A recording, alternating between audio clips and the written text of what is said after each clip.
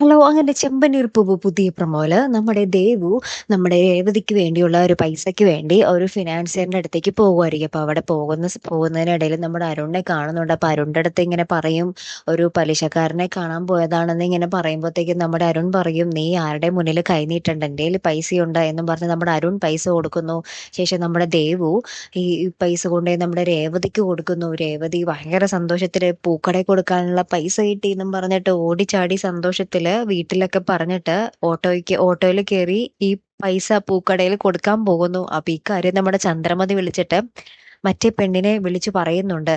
അവൾക്ക് ആ പൈസ കിട്ടിയിട്ടുണ്ട്, നിങ്ങൾക്ക് ജയിക്കണമെങ്കിൽ നിങ്ങൾ എങ്ങനെയും അത് മുടക്കണം എന്ന് പറയുന്നുണ്ട്. അപ്പൊ തന്നെ ആ പെണ്ണ് രണ്ട് കള്ളന്മാരെ വിടുന്നുണ്ട് നമ്മുടെ രേവതിയുടെ കയ്യിൽ നിന്നും ഈ പൈസ മോഷ്ടിക്കാൻ വേണ്ടി. അങ്ങനെ തന്നെ ഈ കള്ളന്മാര് ചേർന്ന് പോയിട്ട് നമ്മുടെ രേവതിയുടെ കയ്യിൽ നിന്നും ഈ പൈസ ബലമായിട്ട് പിടിച്ചു മേടിച്ച്, എന്താ പറയാ, ഇങ്ങനെ ബൈക്കിന് ഇങ്ങനെ പാഞ്ഞു പോകുന്ന സമയത്ത് കൃത്യമായിട്ട് ചെന്ന് പെടുന്നത് നമ്മുടെ അച്ചമ്മയുടെ മുന്നിലായിരിക്കും. അച്ചമ്മയുടെ നാട്ടുകാരനും ഉണ്ടാവും കേട്ടോ.